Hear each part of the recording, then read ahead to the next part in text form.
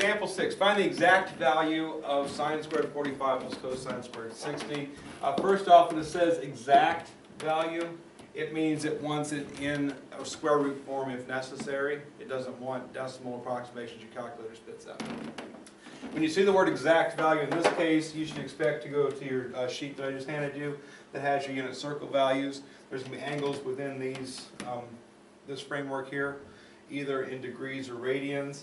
If the angle is bigger than 360 or bigger than 2 pi, you'll have to subtract 360 or 2 pi to get between 0 and 360. If it's less than 0, you have to add 360 or 2 pi to get between 0 and 360, 0, 2 pi.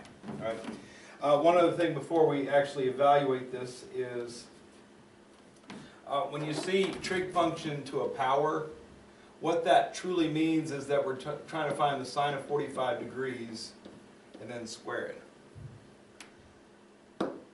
And we're adding that to cosine squared, so that actually means you find the cosine of 60 degrees and then square it. Okay. The sine squared 45 and cosine squared 60 is a more elegant way of writing it, but for the purposes of actually evaluating things, you need to understand the mechanics of it. Sine of 45 squared, cosine of 60 squared. The squaring happens after the evaluation of the trig function.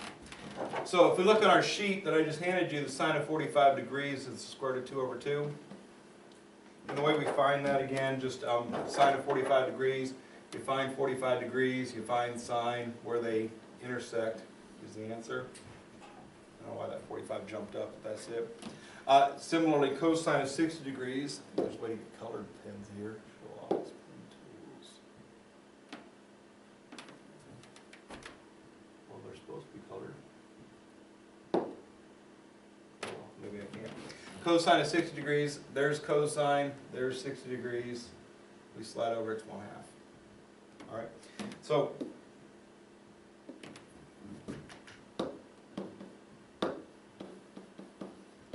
sine of 45, cosine of 60 evaluated, and again, this is being squared, and this is also being squared. So priority 1, evaluate the trig function, and then apply the powers that you see. And square root of 2 over 2 squared, we're going to square the square root of 2, which makes 2. We're going to square 2, which makes 4. 1/2 square, we square 1, which is 1, square 2, which is 4. And we're lucky enough to get a common denominator here. 2/4 plus 1/4 equals 3/4. That's the exact value of that.